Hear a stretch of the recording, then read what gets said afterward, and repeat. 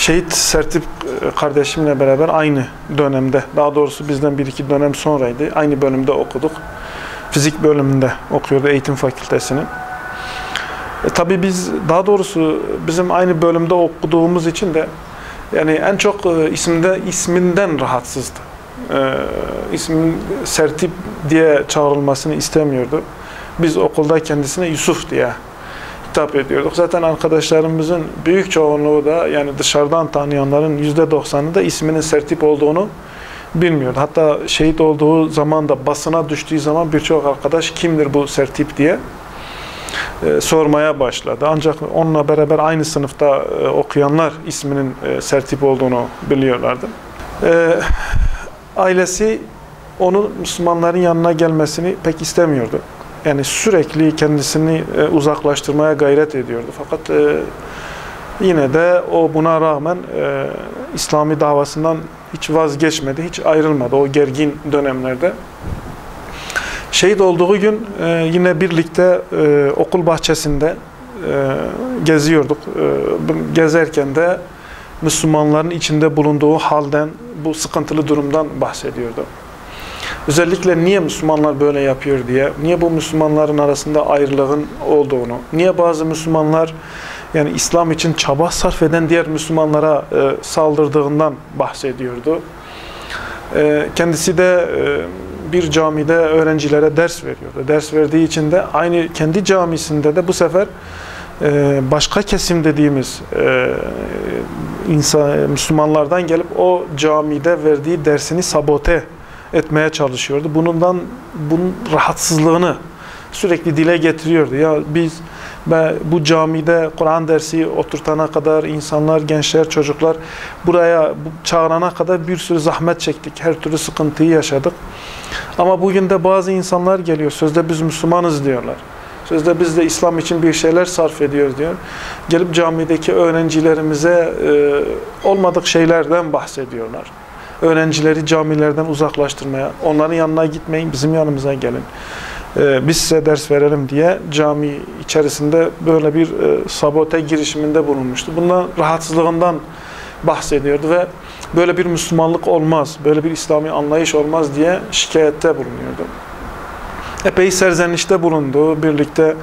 Yani böyle 1-2 saat boyunca okul içerisinde oturduk, tur attık. Zaten ben en son ayrılırken camide ders saatim başlıyor diye çıktı cami şeyinde.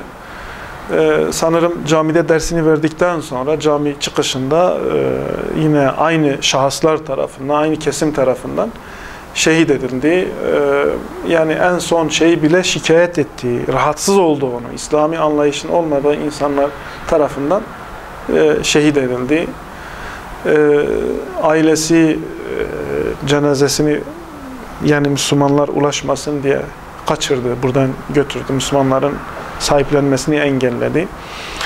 Ailesi Diyarbakır'da olmasına rağmen gizlice Diyarbakır'da doğum yeri olan Siirt'e götürdüler. Daha sonradan duyduk. Bu yönde de epey ailesi onun mücadelesinden, davasından onu uzaklaştıramadı ama en az yapabildikleri şey onun mazarını arkadaşları kolay kolay gitmesin diye buradan daha uzak bir yere götürdü ve onun hiç istemediği, ben şehit olursam da mazarıma benim ismimi yazmayın diye halde ailesi onu yine mazarına Sertip diye, o kendisine layık gördüğü ismi değil, ailesinin kendisine layık gördüğü ismi yazmışlar. Ondan da epey rahatsız olduğunu söylüyordu.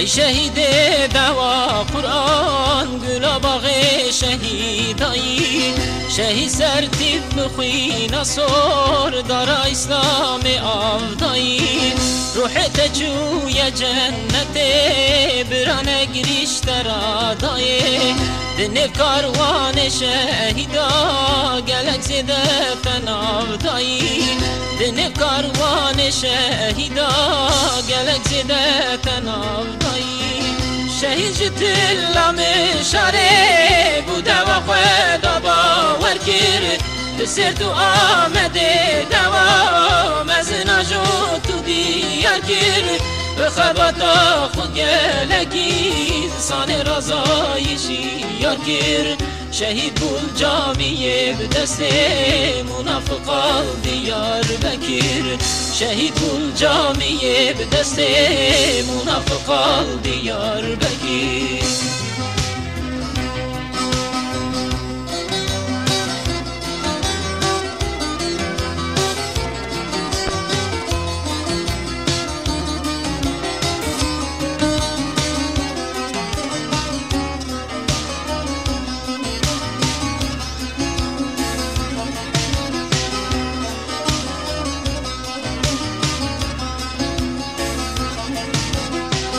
سرتیب جمالك دولة من بو قهنة دا مالو پرا هم آغا بو لقهنة دا آغاتيا بحيلة وفرا خزاني تكوشينا خدا لهم بر كافرا حتى بو طول كردستان حزب الله عقيد برا حتى بو طول كردستان حزب الله عقيد برا بل دوا سرتي بنمره قلق عشق جراهنه قلت حزب الله بحزار لدوري پرواننه غازي دكين شريعة زورم له بياتنه ظفر يا حزب الله أمد بدنا بشبهنا ظفر يا حزب الله أمد بدنا بشبهنا